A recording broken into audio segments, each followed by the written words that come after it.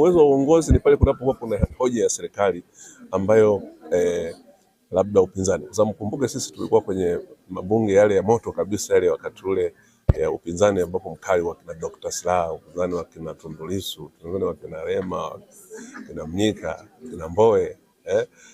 Unamuona Jenista anapokuwa active katika kuhakikisha kwamba analinda maslahi ya umma kupitia kazi ambazo sera na ilani ya serikali. Kwa hiyo kusema kweli ni mtu anayekuwa anaweza kusimamia masuala ya kiserikali wakati wote, lakini pia anaipambania serikali, na hii inadhihirika kwa kazi nzuri ambazo kumefanya katika vipindi mbalimbali vya mabunge hasa ya huko nyuma. Jenista ni kiongozi wa wakati wote. Jenista ni mtu ambaye anajituma sana, ni mtu wa kujituma wakati wote, na shughuli za serikali Jenista ziko kwenye sehemu ya maisha yake.